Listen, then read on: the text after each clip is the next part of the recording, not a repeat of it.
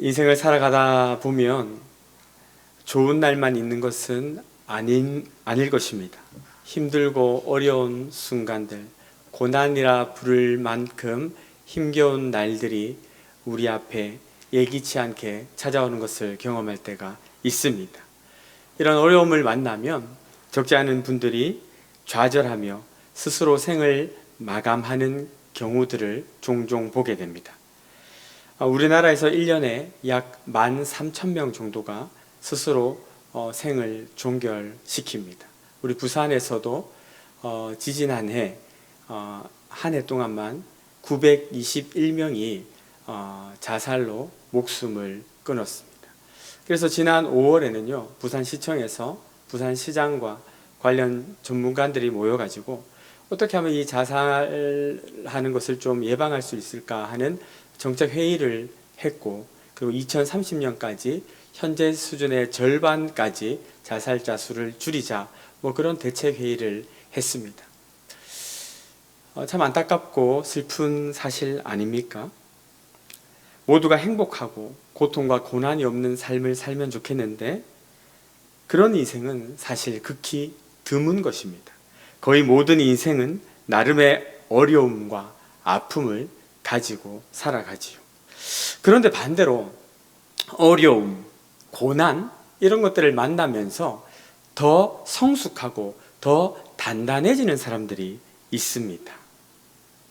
고난이라는 거침돌을 발판 삼아 디딤돌로 밟고 더 높이 도약하는 사람들 말입니다.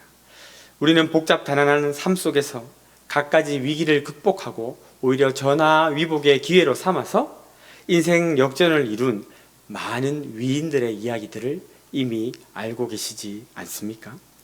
그런데 이것은 신앙생활에 있어서도 마찬가지입니다. 신앙생활, 만일 누군가가 참되고 진실한 마음으로 그리스도를 믿고 그의 말씀을 따라 살아간다면 그는 틀림없이 이 세상 사는 동안 여러 형태의 어려움과 고난을 겪게 될 것입니다. 왜 그렇습니까? 바로 이 시대는 악하고 음란하여 하나님의 뜻대로 살아가는 자들을 조롱하고 얼마든지 비난하기에 충분한 시대가 되어버렸기 때문입니다. 성경적 가치와 신앙 양심을 지키며 살아가기에는 이 세상이 너무나 빠른 속도로 타락해가고 있습니다. 많은 성도들, 특별히 젊은이들이 이제 믿음과 진리, 신앙 이런 기독교 가치관을 가지고 캠퍼스에서 직장에서 살아가기에는 너무 힘든 시대가 되었다 이렇게 생각을 하며 믿음을 세상에서는 잠시 덮어두고 살아가곤 합니다. 괜히 믿는 티 냈다가 괜히 예수쟁이인 거 들켰다가 손해보거나 모호한 상황이 생기는 것을 불편하다고 여기기 때문입니다. 그러나 또 다른 사람들이 있습니다. 이 악하고 음란한 시대 속에서 신앙인의 정체성을 잃지 않고 늘 머물러 서 있는 곳에서 그리스도인다운 그런 삶을 살아내는 사람들 말입니다. 특별히 우리는 코로나라는 어려운 시기를 보내고 있습니다. 끝나는가 싶더니 다시 정점을 향해 올라가고 있지요. 그래서 교회들마다 코로나 때문에 이것도 안 되고 저것도 안 돼 라고 이야기하며 여러 가지 사역과 삶의 제약을 걸곤 합니다. 그런데 제가 지지난달에 선교사님들과 어떤 선교단체를 맡아 수고하시는 간사님들을 만난 자리에서 한 선교사님이 이렇게 이야기를 하시는 것입니다. 지금이 전도하기 너무 좋은 때다. 다들 전도가 안 된다. 코로나 때문에 전도가 힘들다 하는데 그분은 그게 아닌 거예요. 지금 사람들이 코로나 때문에 얼마나 마음이 가난해져 있고 지금처럼 복음을 들을 마음밭에 심령의 준비가 된 때가 없다. 지금 전도할 때다.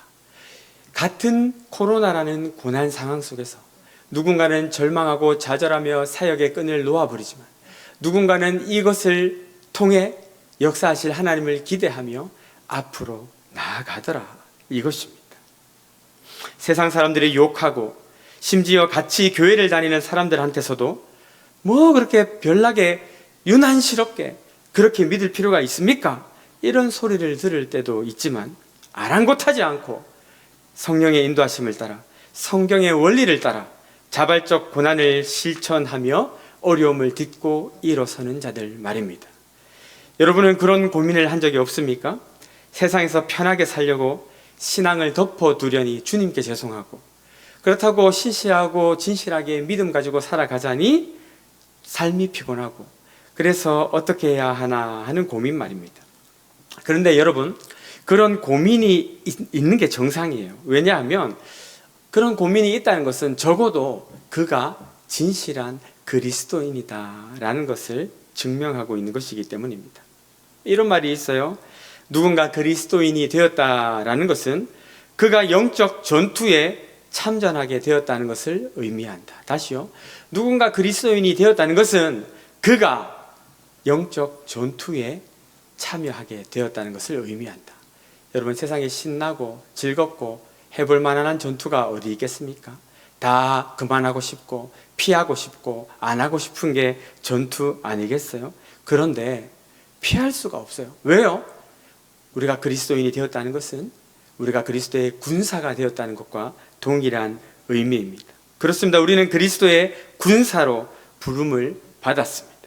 그리고 군사된 우리는 날마다 치열한 영적 전투를 치르며 살아가게 되는 것입니다.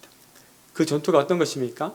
바로 고난과 역경 가득한 일상 속에서 믿음을 잃지 않고 주가 알려주신 그리스도인의 삶의 방식을 쫓아 살아가기 위해 몸부림치는 것, 그것이 바로 오늘 성도가 감당해야 할 믿음의 전투 아니겠습니까?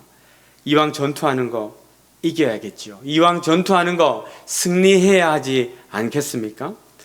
그런데 만만치가 않아요. 영적 싸움에서 승리를 하려면 그 승리할 수 있는 무기가 준비되어 있어야 합니다. 그것이 무엇일까요? 저는 오늘 영적 싸움에서 승리할 수 있는 영적 무기 3가지를 여러분과 함께 나누기를 원합니다. 첫 번째, 영적 전투에서 승리하기 위한 무기는 바로 두려워하지 않는 마음입니다. 오늘 본문 여러분 너무 잘 알고 계신 다윗과 골리앗 이야기입니다. 이스라엘은 역사를 거듭하면 거듭할수록 블레셋하고 수많은 전쟁을 치러왔습니다. 국경을 맞대고 있기 때문이기도 했지만 블레셋 쪽의 기질 자체가 아주 호전적이었기 때문이기도 했습니다. 그래서 그 둘 사이에는 끊임없는 전쟁이 있었죠. 사무엘상 17장 1절에 보면 블레셋 사람들이 그들의 군대를 모으고 싸우고자 하여 유다에 속한 소고에 모여 라고 이야기하고 있습니다. 블레셋이 지금 침공해 들어왔다라는 것이죠.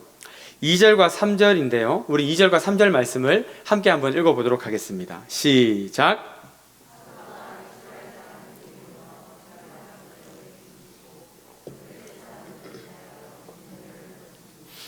블레셋 사람들은 이쪽 산에 섰고 그 사이에는 골짜기가 있었더라. 여기 엘라 골짜기가 등장하는데 이 엘라 골짜기라는 이렇게 지정학적 위치가 되게 중요합니다. 왜냐하면 이 엘라 골짜기가 뚫리면 바로 예루살렘, 베들레헴이 함락되기 때문입니다. 그래서 사울 왕까지도 직접 참전해가지고 지금 진지를 구축해 있는 상황인 것이죠. 4절에 보면 블레셋 사람들의 진영에서 싸움을 도두는 자가 왔는데 그가 바로 골리앗이다라는 것이죠. 골리앗은 키가 3m고 그가 다루는 무기의 무게가 60kg. 그러니까 이렇게 사람 하나 들고 이렇게 막 휘두르면서 이렇게 싸울 만큼 힘이 센 장수다라는 것이죠. 뿐만 아니라 온몸이 철갑 옷으로 둘러싸여 있습니다. 그가 앞으로 나와서 크게 소리를 치며 막 이렇게 말을 해요. 우리 전면전 할 필요 있냐? 피곤하게 그냥 각 팀 대표 선수 하나씩 나와가지고 맞짱을 뜨자. 그래서 이스라엘이 이기면 우리 블레셋이 니네 종하고 블레셋이 이기면 이스라엘 니네가 우리 종하는 것으로 하자. 이 이야기를 듣고 이스라엘의 반응이 어떻습니까? 11절에 보면 사울과 온 이스라엘이 이 말을 듣고 놀라 크게 두려워하니라 라고 이야기합니다. 그리고 한번 찾아온 이 두려움은 점점 더 큰 두려움으로 그 기세를 확장해 나갑니다. 11절에서는 크게 두려워하니라 라고 했는데 24절에는요, 이스라엘 모든 사람이 그 사람을 보고 심히 두려워하여 그 앞에서 도망하여.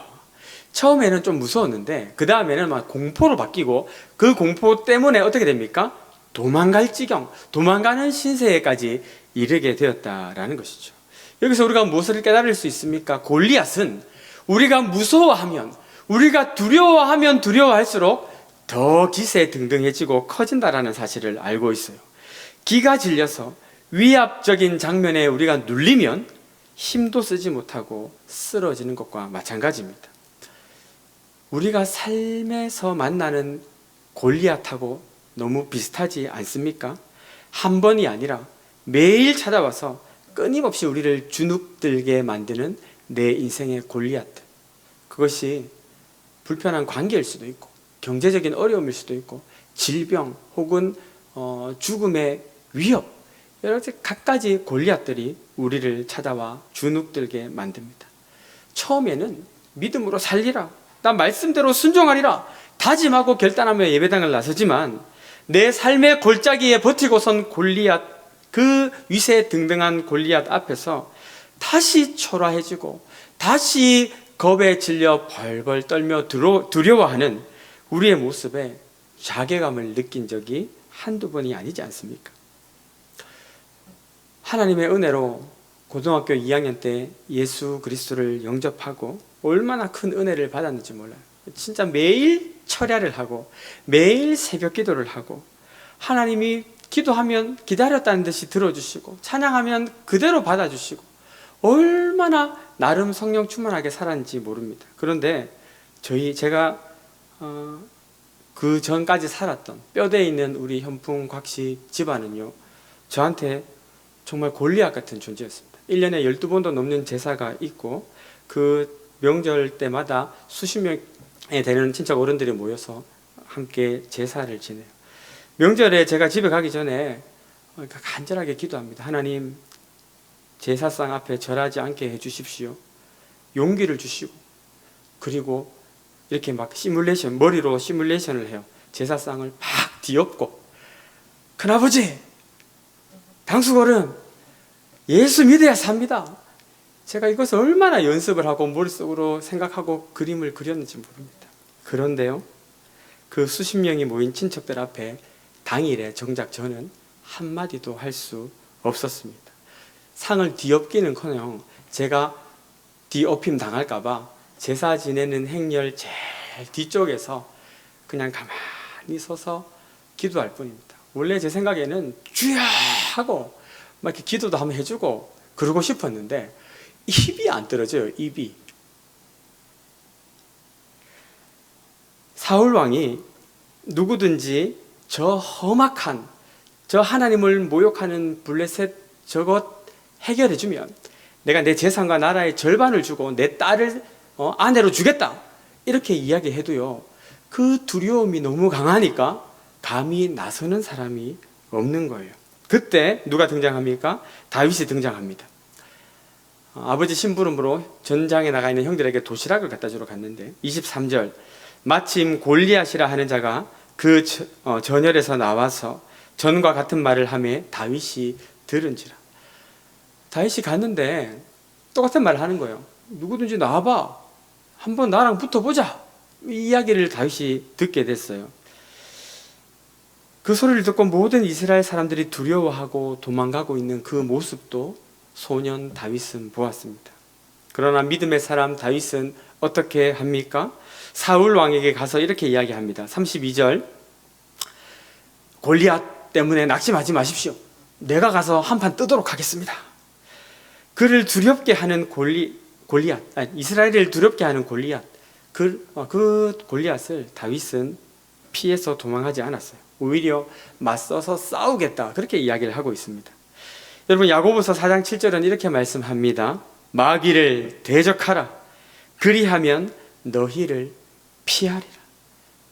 제가 하루는 집에 점심을 먹으러 여기 계단으로 내려가는데 어떤 자가용이 승용차 한 대가 우리 아래 주차장에 차를 딱 주차를 해요.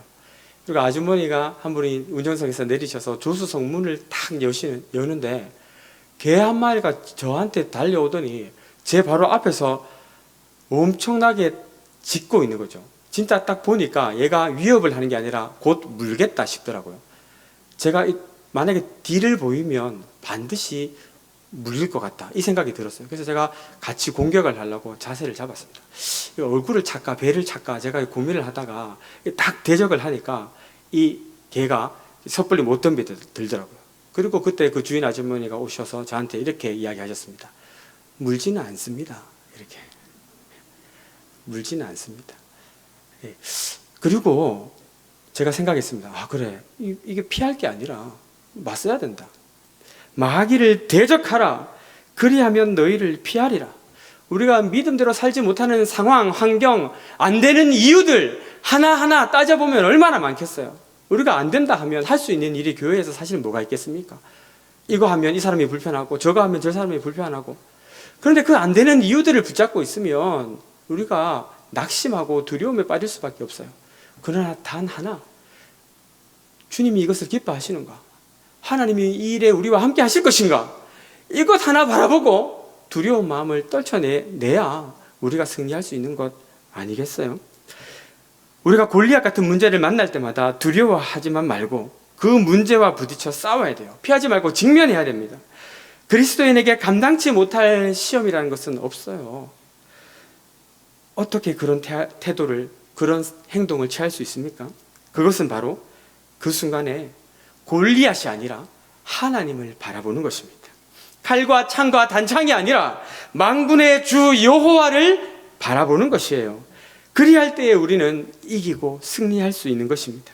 내 앞에 닥친 나를 위협하고 내 앞에 기세등등하게 소리치는 그 골리앗이 얼마나 크든 하나님은 그보다 더 크고 위대한 분이십니다. 얼마나 그가 힘이 세든 하나님의 전능하심 앞에 그 골리앗은 아무것도 아닌 거예요.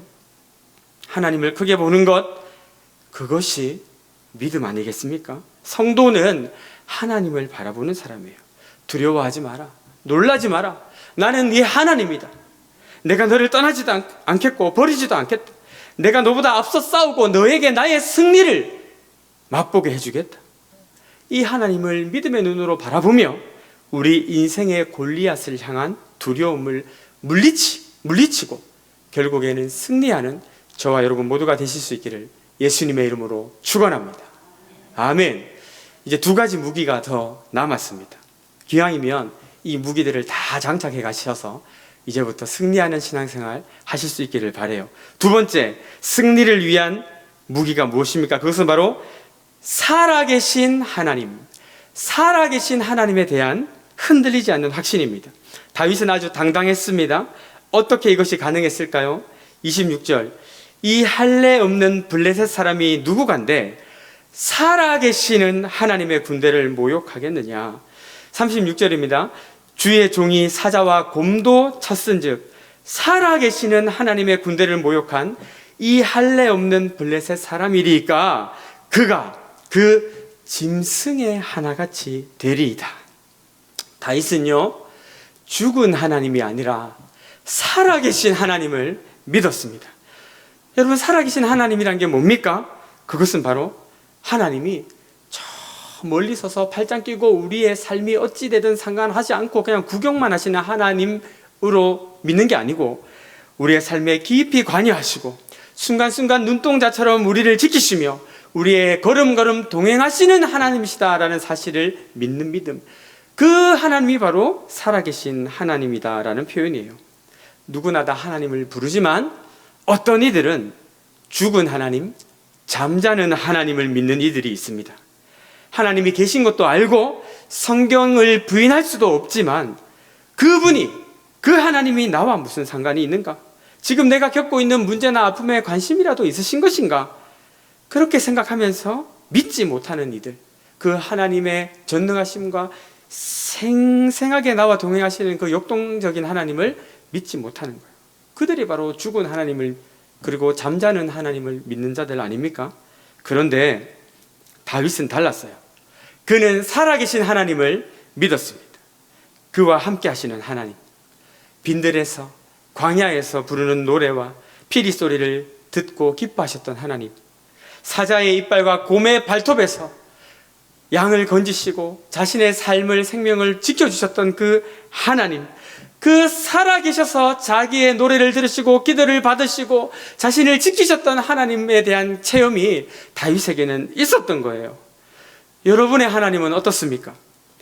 하나님은 이런 분이야, 하나님은 저런 분이야, 말은 많이 하고 심지어 다른 사람에게 그 하나님을 가르쳐 주기도 하지만 정작 그분이 나와 함께 하시고 계시는 체험은 없이 메말라버린, 그냥 지성의 탑에 갇혀있는 그런 죽은 하나님, 무기력한 하나님이 여러분의 하나님은 아닙니까? 때로는 소설 속 주인공이나 영화에 등장하는 캐릭터처럼 나를 웃게도 하고 나에게 감동도 주지만 정작 나와 1대1의 개인적인 관계는 맺지 못하는 그런 하나님은 아니십니까? 여러분, 하나님이 기뻐하시는 그리스도인의 생활은 단순히 어떤 행위의 표준이나 윤리 규범이나 의식적인 종교 생활이 아니에요. 하나님이 기뻐하시는 그리스도인의 생활은 살아계신 창조주 하나님과 생생하고 개인적인 관계를 맺는 것입니다. 살아계신 창조주 하나님, 그분이 내 삶에 관여하시고 개입하셔서 어둠에 빛을 비춰주시고 추위에 덜덜 떨 때 따뜻한 햇살을 내려주시고 굶주려 있을 때 먹을 것을 주시고 목마를 때 마실 것을 주시는 그 하나님, 그 하나님의 역사를 경험하고 체험하는 삶의 흔적이 우리에게 골리앗을 이길 수 있는 살아계신 하나님의 능력을 신뢰하는 힘으로 역사하더라, 이것입니다. 다윗은 그 살아계신 하나님을 믿고 그분과 만남을 가지고 있었어요. 그 소년 다윗이 왕 사울에게 외쳤던 말이 뭡니까? 낙담하지 마소서, 저 골리앗 보고 두려워하지 마소서 아닙니까? 여러분 생각해 보십시오. 이게 얼마나 부끄러운 이야기예요. 이게 얼마나 부끄러운 이야기입니까? 다 믿음 있다고 우리가 이야기하면서도 교회에서 또 오래 다니고 교회에서 목사도 하고 직분도 갖고 있지만 정작 두려워가지고 믿음으로 도전도 못하고 이것은 이것 때문에 안 되고 저것은 저것 때문에 안 되고 안 되는 이유만 잔뜩 갖고 와가지고 아무것도 하지 않을 때 초등부 애가 하나 와가지고 아이 목사님 걱정하지 마세요, 하나님이 함께 하십니다, 장로님 힘내세요, 장로님 괜찮아요, 내가 기도할게요. 여러분 이런다고 생각해 보세요. 얼마나 부끄럽고 창피한 일입니까? 그 일이 지금 이스라엘에 일어나고 있는 거예요. 왕이요, 두려워하지 마소서, 저 골리앗 때문에 낙심하지 마소서. 여러분 이게 그 당시 이스라엘에만 있었던 일일까요? 오늘날 이 한국 교회에 나타나는 일은 아닐까요? 어린애들은 주일학교 선생님들한테 배우고 전도사님들한테 배워가지고 믿음으로 가는 나라, 하나님 나라 이렇게 막 믿음을 이야기하고 그래서 수련회 가야 된다, 뭐 이렇게 믿음으로 성경도 보고 기도도 해야 된다 하는데 부모님이 꼭 그렇게 무리 안 해도 된다, 그렇게 안 해도 하나님이 다 균형 잡힌 삶을 원하신다. 이 골짜기에서 일어난 사건이 오늘 우리에게도 일어나는 사건이 아닐까, 우리 생각해 봐야 된다는 것이죠. 그렇다면 이 다윗의 확신 있는 신앙의 배경은 무엇이었을까요? 그것은 그가 지난날 자신의 삶 가운데 역사하셨던 살아계신 하나님에 대한 체험이 그의 가슴에 깊이 새겨져 있기 때문 아닐까요? 아까도 말씀드린 것처럼 하나님의 능력을 의지해서 사자의 이빨에서 곰의 발톱에서 승리했던 경험, 승리하게 하셨던 살아계신 하나님과 만났던 그 체험, 그것이 있었기 때문에 골리앗 앞에서도 그는 당당할 수 있었던 거예요. 저 할례 받지 못한 블레셋 사람, 그가 하나님이 예전에 손봐주셨던 사자, 하나님이 손봐주셨던 곰, 그 짐승 중 하나와 같게 될 것입니다. 다윗이 그 고백을 하고 있는 것 아니에요.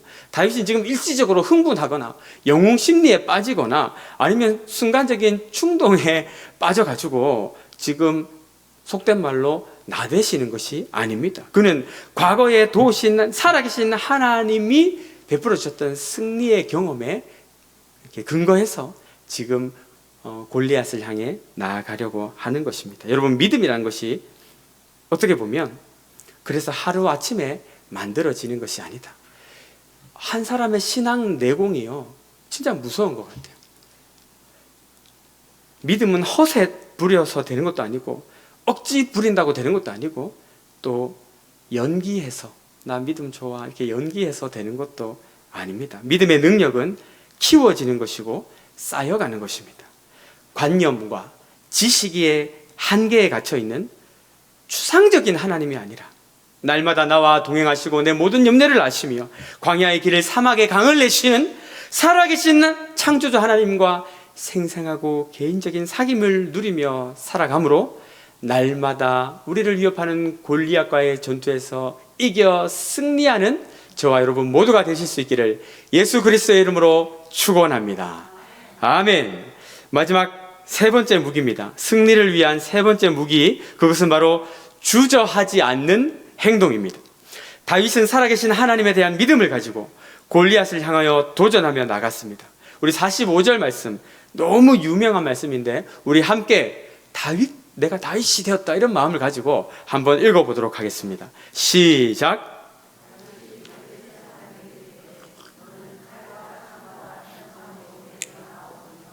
나는 만군의 여호와의 이름 곧 네가 모욕하는 이스라엘 군대의 하나님의 이름으로 내게 나아가노라. 아멘. 믿음의 마지막은 행동으로 드러나며 그 결과 믿음의 열매인 영광을 바라보는 것입니다. 행동되어지지 않는 믿음은 죽은 믿음이요, 어떻게 보면 가치 없는 이념이나 사상에 불과한 것입니다. 다윗이 승리할 수 있었던 이유가 무엇입니까? 골리앗을 보고도 두려워하지 않는 마음, 그리고 이전에 함께 하셨던 하나님을 향한 믿음, 다 좋습니다.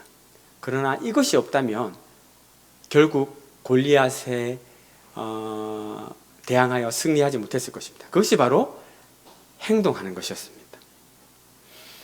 단호히 일어나 하나님의 이름으로 나아가는 행동, 이것이 중요합니다. 여러분, 믿음을 가지고 도전하시기 바랍니다. 우리가 용기를 가지고 나갈 때에 역사가 일어납니다. 아까도 말씀드렸지만 안 되는 이유만 바라보며 멈춰 서 있지 마십시오. 믿음을 가지고 영적 도전을 실행하십시오.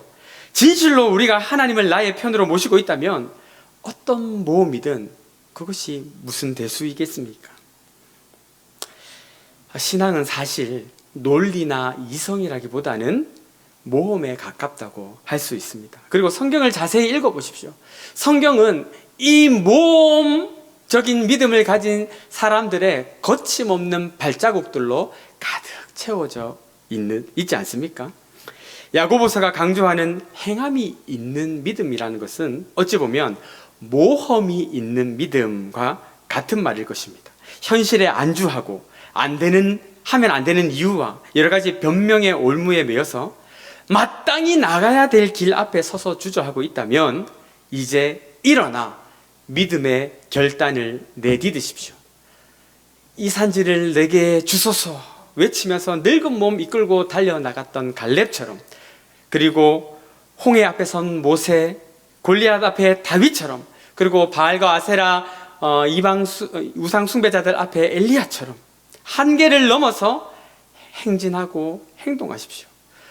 모리아산 제단 위에서 이삭을 바치려는 그 아브라함의 행동을 보시고 하나님이 그의 믿음을 인정하셨던 것을 우리는 기억해야 할 것입니다. 우리도 행함으로 우리의 믿음을 하나님 앞에 증명하고 주께 인정받는 은혜가 있기를 바라는 것이에요. 다윗도 마찬가지 아닙니까? 그가 골리앗이 조롱하는 소리를 듣고도 화만 내고 가만히 있었다면 골리앗이 쓰러지는 일은 일어나지 않았을 것입니다.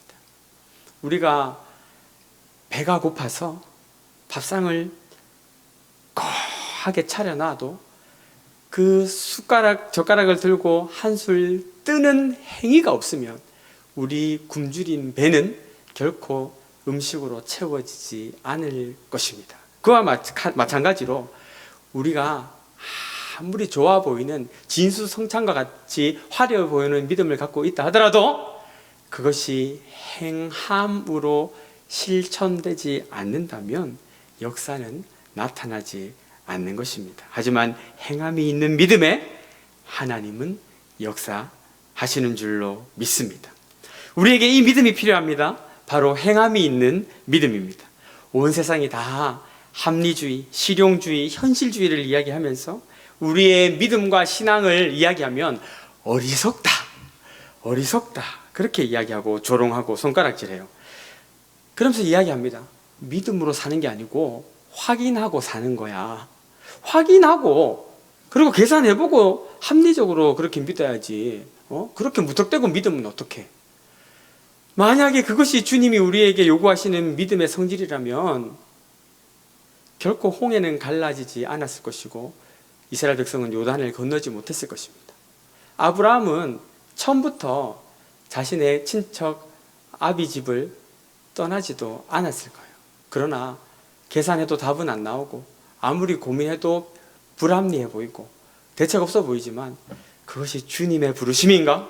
하나님이 기뻐하시는가? 그거 하나 보고 주님의 뜻임이 확인되는 순간 그 어떤 계산의 결과가 나온다 하더라도 그냥 나가버리는 이 모험의 발걸음, 이것이 오늘 이 시대 현실에 안주하기를 기뻐하며 무리하지 않고 그냥 물에 물 탄 듯 또 알코올에 알코올 탄 듯 그냥 무난하게 안주하고 있는 우리 그리스도인들에게 경종을 주는 믿음의 도전 아닐까 합니다. 노아가 그랬고 모세가 그랬으며 바울과 여러 사도들 그리고 수많은 믿음의 선진들이 세상이 욕하고 조롱하는 고난 속에서도 묵묵하게 행함이 있는 믿음을 주님께 올려드리며 살아왔습니다. 그리고 이제 그 믿음의 바통이 우리 손에 쥐어졌어요. 구름같이 허다한 예수의 증인들이 걸어갔던 그 발자취를 우리 주님 우리에게 요구하고 계십니다. 말씀을 정리합니다. 이 세상은 날이 갈수록 점점 더 악해져 갈 것입니다. 신앙생활 하는 것, 좀 어르신 목사님들을 뵈면 저를 보고 항상 이렇게 진짜 너무 불쌍한 눈빛으로 항상 하시는 말씀이 있어요. 우리 때는 그래도 괜찮았는데 광 목사 참 고생 많겠다. 광 목사 때는 목회 참 힘들 텐데 고생 많겠다. 계속 이야기를 하세요. 우리가 믿음으로 살아가기 점점 힘들어질 것이에요. 골리앗처럼 겁주고 소리 지르며 믿음으로 살아가는 삶을 조롱할 것입니다. 아시다시피 이 조롱이요, 블레셋에서만 있었던 조롱이 아닙니다. 이스라엘 진영에서도 다윗을 향한 조롱이 있었어요. 심지어 그 형들도 야, 니 무리하지 마라, 오버하지 마라, 나대지 마라. 오늘날 세상이 교회가 믿음으로 산다고 욕하는 게 아니에요. 교회 안에서 믿음으로 사는 발걸음들을 오히려 올무걸고 방해하고 가로막는 것이 어쩌면 교회가 아닌가 생각해요. 그렇다고 우리가 믿음을 포기할 수 있습니까? 결코 그럴 수 없습니다. 우리는 날마다 우리의 믿음을 지키기 위해서 처절한 싸움을 싸워야 돼요. 그러기 위해서는 무엇이 필요하다고요? 3가지 무기가 필요합니다. 두려움 없이, 두려워하지 않고 담대한 믿음이 우리에게 필요해요.